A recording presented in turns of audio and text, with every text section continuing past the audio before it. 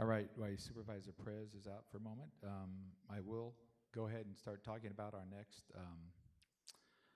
next honors. And this is an honor that is celebrated every April to bring awareness to the significance of donation and to encourage Americans to register as organ, eye, and tissue donors.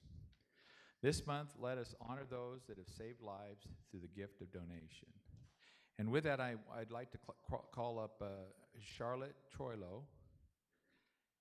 She's the Vice President of Human Resources of One Legacy, and also Kat Mance. She's the Ambassador of One Legacy. So if the two of you would like to come up and tell us a little bit about how that's going and what you guys accomplished.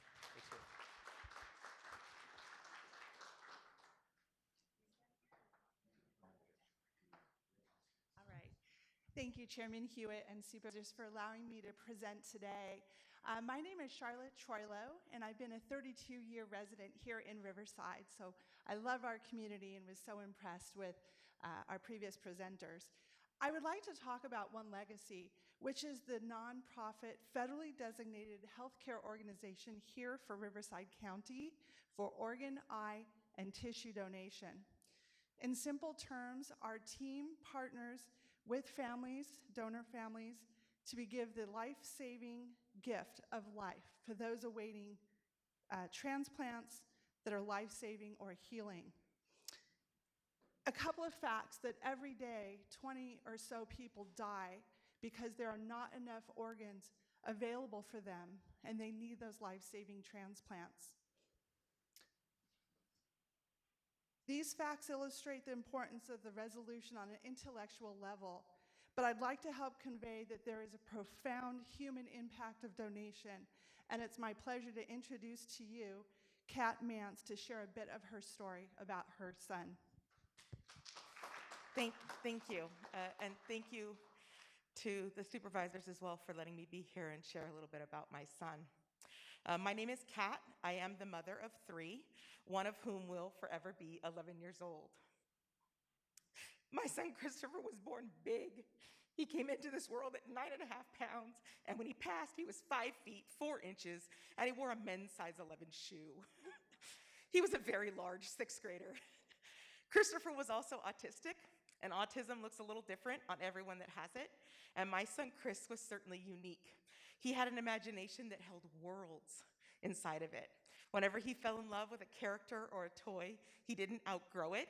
Like most kids do, he would just add it to the ever-expanding universe inside his head. In Chris's universe, Thomas the Tank Engine would go on adventures with Batman and fight off the evil robots from Five Nights at Freddy's. Chris loved to play in his universe using Legos and action figures and miles and miles and miles of toy train track. Unlike many autistic children, Chris didn't shy away from affection. He was the first one to want a hug or to need to cuddle, and he would come barreling, Kool-Aid Man style, barreling into a room just to shout, "I love you!" and go barreling right out again.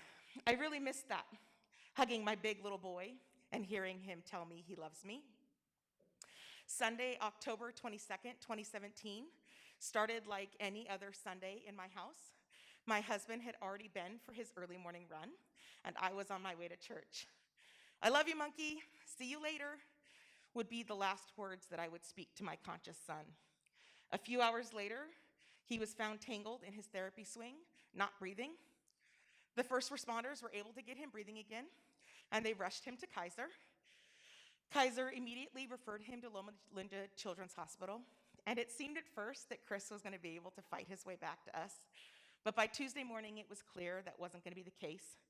His pupils had blown again, and he was no longer responding to those medications to reduce that swelling inside his brain.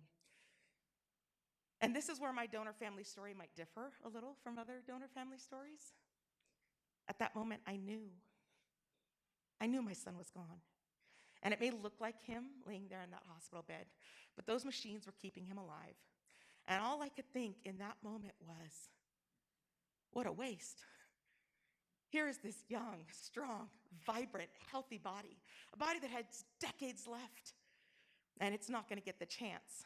I asked our nurse if there was someone we could speak to about what we could do with him, and she said, no, we can't talk about that yet. We still have more to do for your son.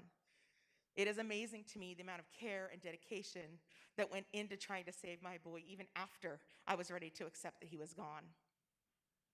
A few hours later, they did his first brain death test, and my son was, in fact, brain dead. And even then, we weren't allowed to talk about donation.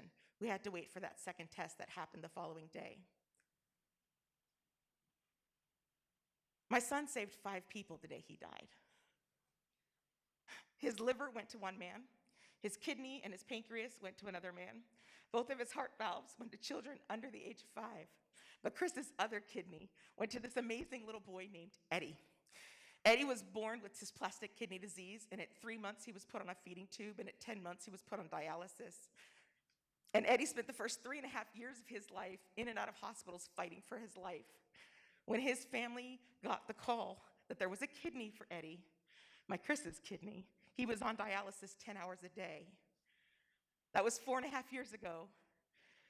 Today, Eddie is an energetic and active 8-year-old. He plays baseball and soccer and the violin, and he's in the 2nd grade. My son will never again go to school or play outside, but because of this amazing gift, another child now can. I have the great joy and pleasure of watching this little man live his very best life because of my little man.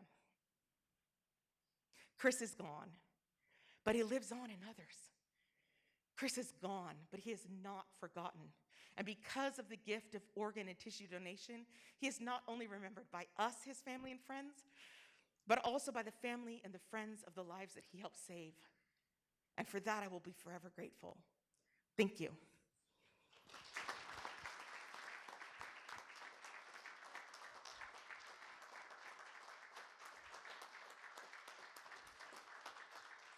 Kat, thank you. Thank you for relating. And I see where he got that life from. I'm going to tell you, I was on the receiving end. My oldest daughter, who's 47 now, had no business living past 18. And she got 2 liver transplants, and she had no chance. And she's gone on and done some wonderful things. We talked about blood donations. I believe it was 2 months ago or whatever. But you can save lives. The ultimate donation is when she just spelled out how many lives and lives were changed just from one person. And having her say, yes, of course I want to save others. I want to see his energy and everything. It's a blessing that we can't. Life is but a mere moment in time anyway. But when you can help others to go on and enjoy all those things, that's absolutely amazing what your son has done. And here you go. I want you to take this. I want you to keep.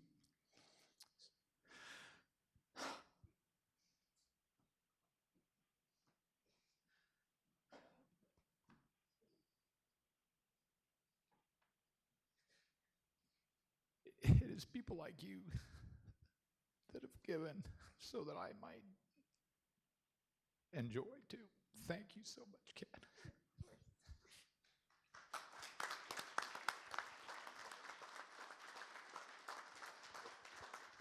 Let's get some pictures now.